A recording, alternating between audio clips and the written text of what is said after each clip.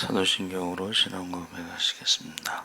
전능하사 천지를 만드신 하나님 아버지를 내가 믿사오며 그 외아들 우리 주 예수 그리스도를 믿사오니 이는 성령으로 잉태하사 동정녀 마리아에게 나시고 본디오 빌라도에게 고난을 받으사 십자가에 못 박혀 죽으시고 장사한 지 사흘 만에 죽은 자 가운데서 다시 살아나시며 하늘에 오르사 전능하신 하나님 우편에 앉아 계시다가 저희로서 산 자와 죽은 자를 심판하러 오시리라. 성령을 믿사오며 거룩한 공예와 성도가 서로 교통하는 것과 죄를 사하여 주시는 것과 몸이 다시 사는 것과 영원히 사는 것을 믿사옵나이다. 아멘. 찬송가 424장 찬송하시겠습니다.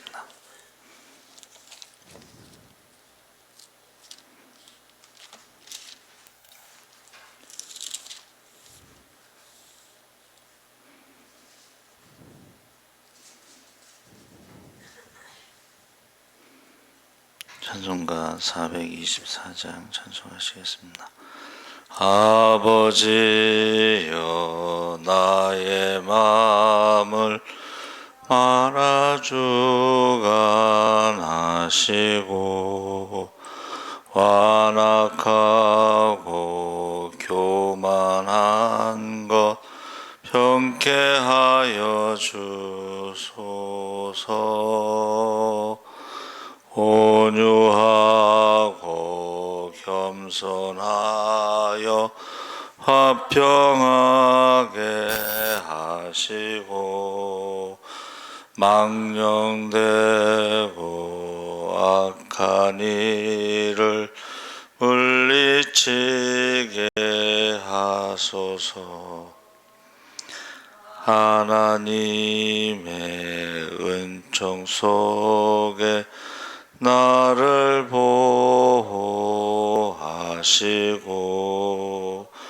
주의 사랑 줄이 되어 나를 메워 주소서. 구세주의 흘린 피로 죄를 씻어 주시고 성령이여 하늘 길로 나를 인도하소서.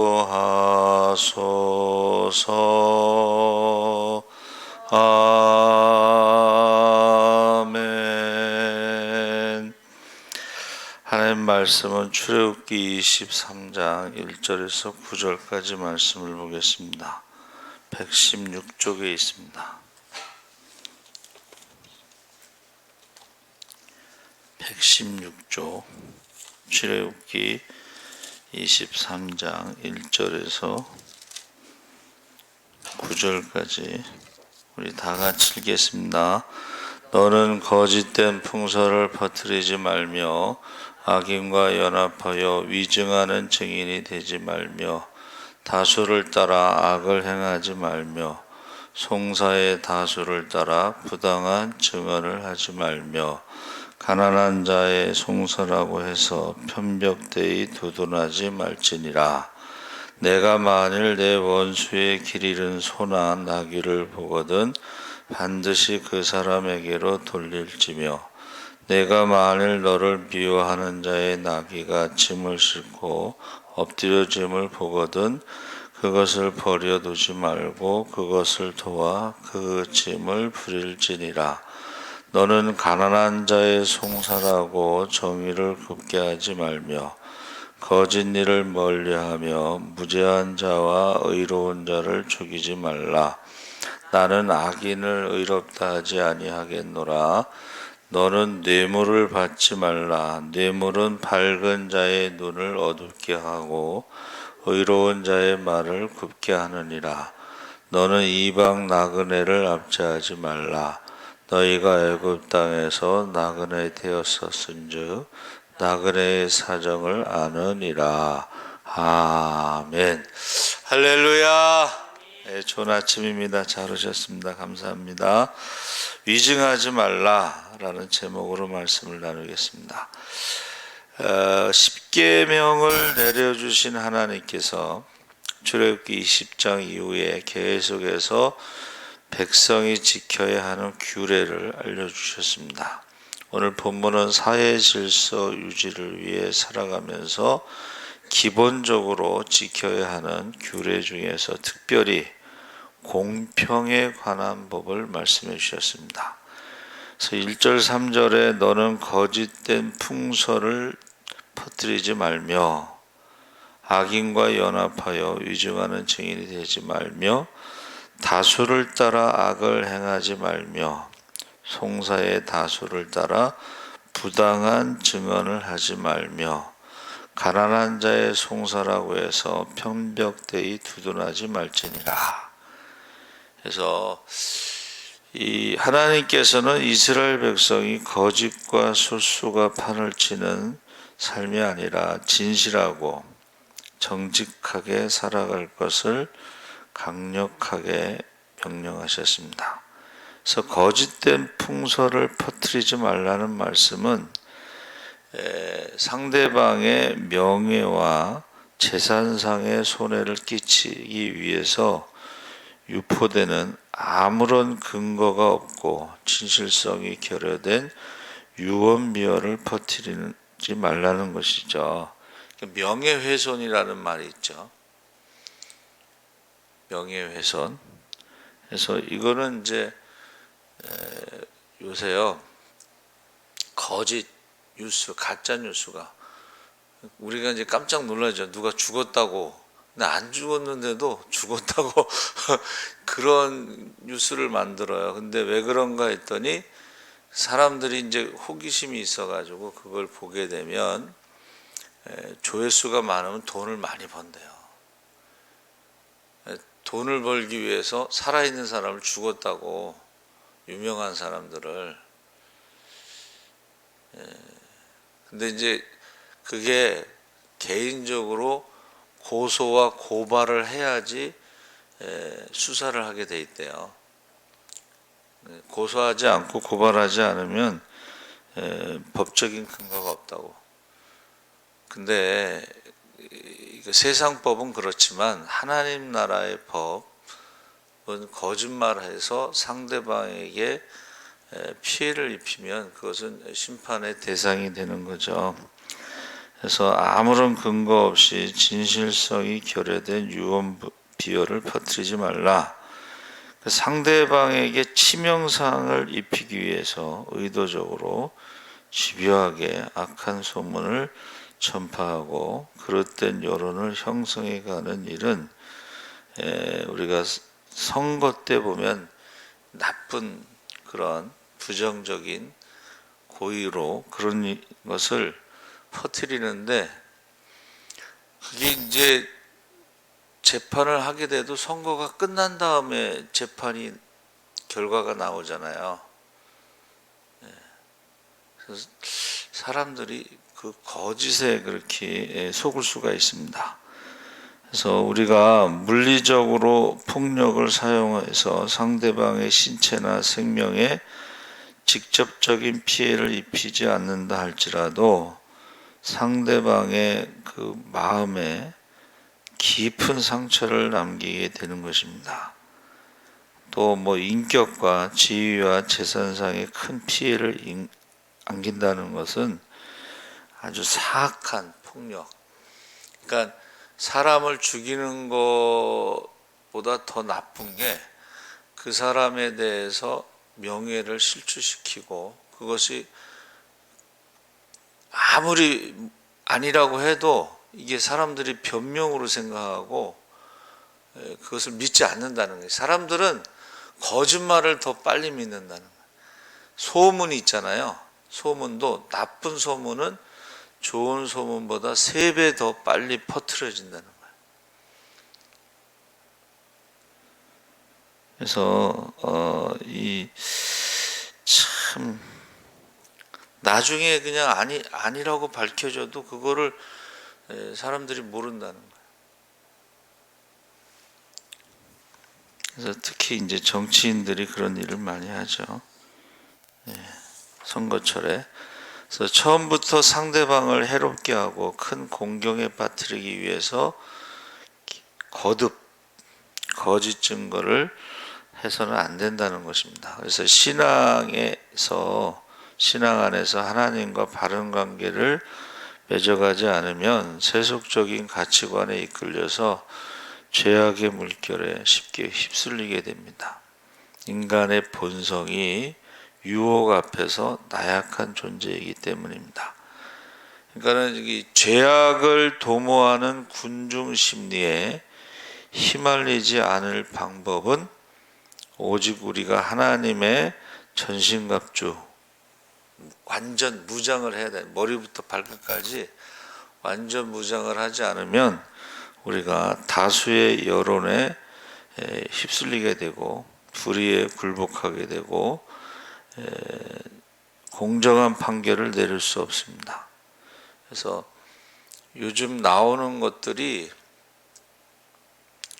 여러분들 들어보셨겠죠. 무슨 사고가 나면 막 그 사람들이 주장하는 거를 때로 몰려가서 우리가 가지고 있는 법보다 때를 쓴다는 거죠. 억지를 부린다는 거죠.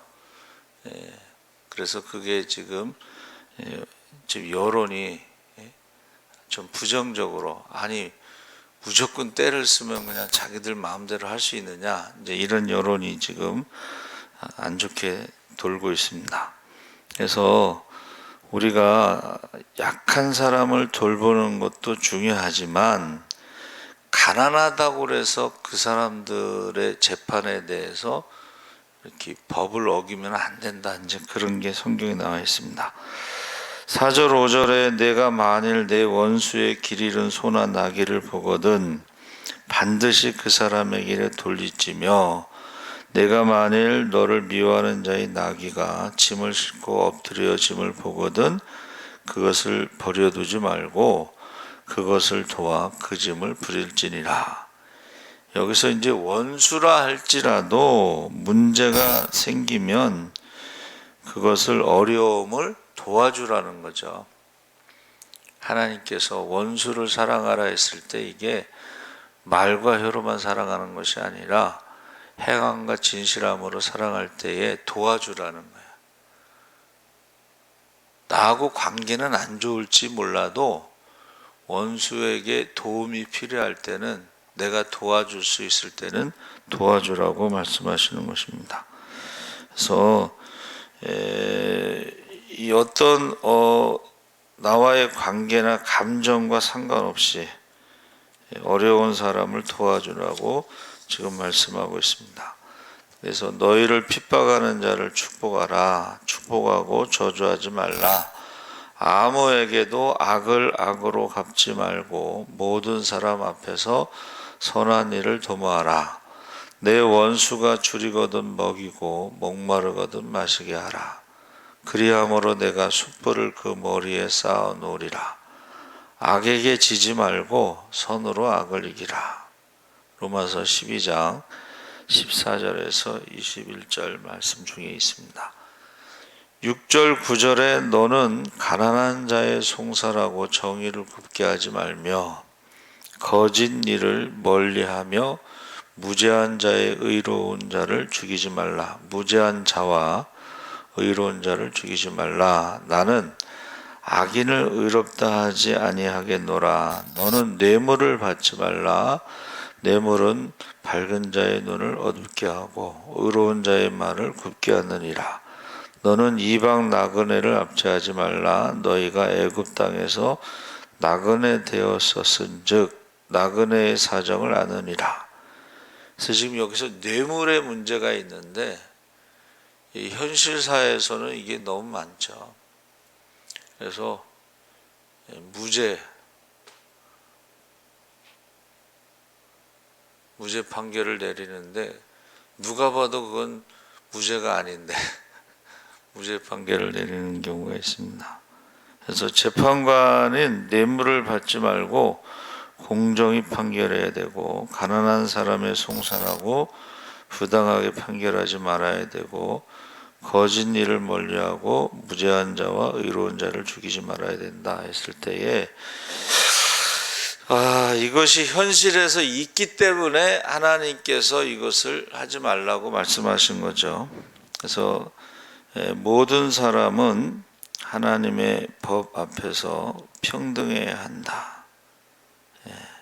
그래서 금목자흑이라고 그래서 먹을 가까이 하는 사람은 거머쥔다는 말처럼 악한 일을 가까이 하면서 악한 일을 행하지 않고 선한 일을 행한다는 것은 불가능하다는 거예요. 그래서 7절에 거짓을 멀리하라 말씀은 처음부터 악을 멀리하라는 것입니다. 죄가 없는 사람과 의로운 사람을 죽이는 일이 생기지 않도록 편견과 사사로운 욕심을 배제하고 정의와 진실을 간직해야 된다.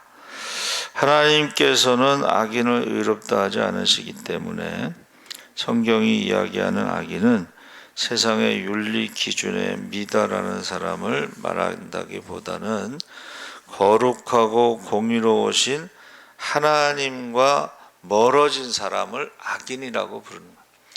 하나님과 멀어진다는 것은 말씀과 멀어진 사람.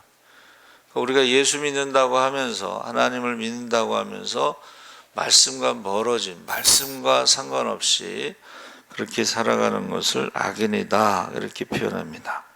그래서 하나님의 성품과 반대되는 삶을 살아가는 사람들을 악인이다. 그래서 성경에는 신의 성품에 참여하라 그랬죠. 거룩함, 구별된 삶을 살아가는데 입술이 구별되어야 된다. 거짓말하면 안 된다. 계속해서 건강한 사회를 살아가기 위해 뇌물을 받지 말라고 하셨는데, 이 뇌물의 유혹은요, 한번 중독되면 끊을 수가 없다는 거예요.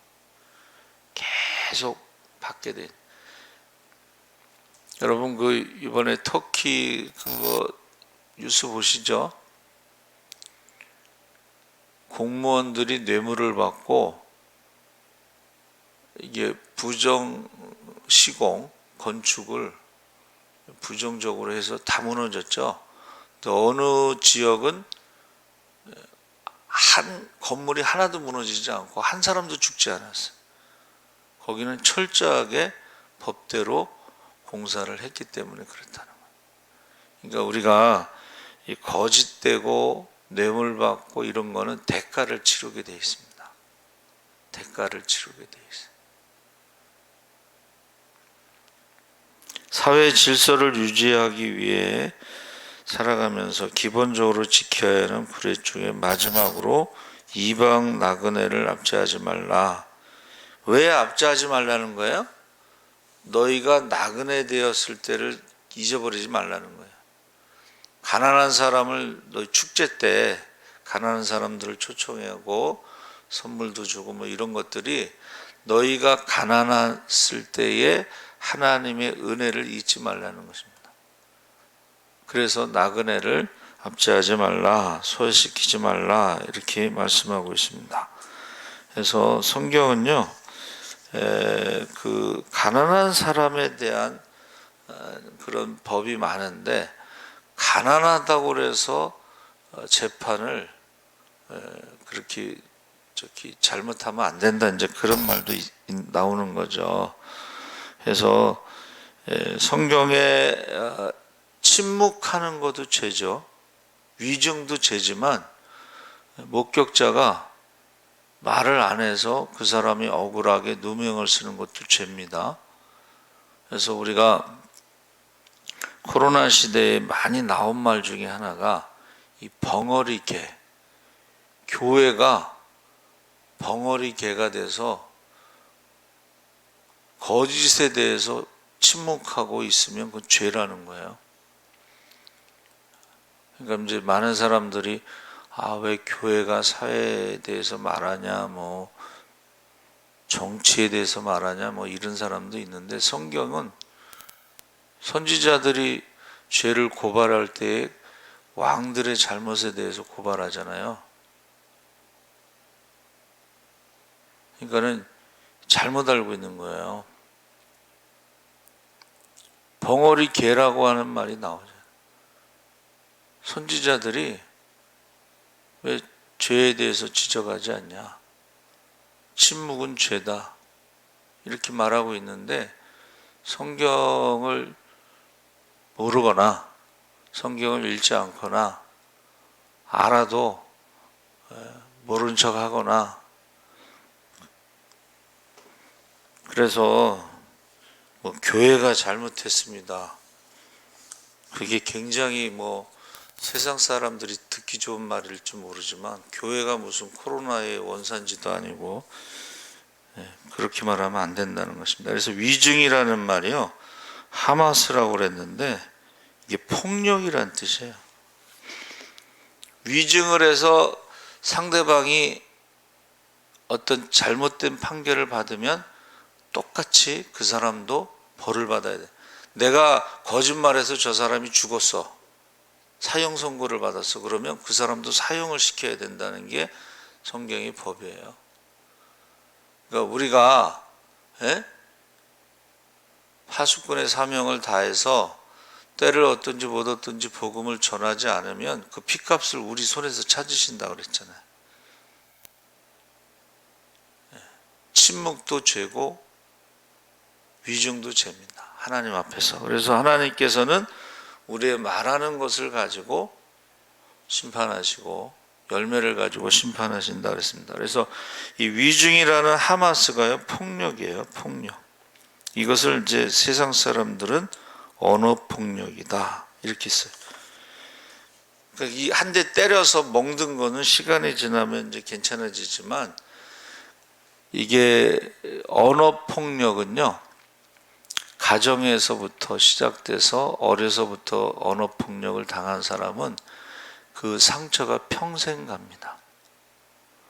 그래서 그 상처를 받은 사람이 결혼을 하면 어떻게 해요? 또 언어 폭력을 하게 돼 있어요. 그래서 그걸 치료를 해야 된다는 것입니다.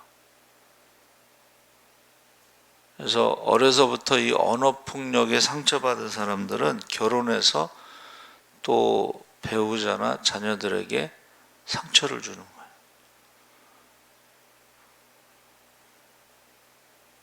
그것을 잘 몰라요.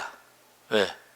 자기가 어려서부터 배웠기 때문에 그냥 자연스럽게 상처 주는 말을 막 하는 거예요. 저는 이렇게 사람들은 말하는 것을 들어보면 무서울 때가 있어요.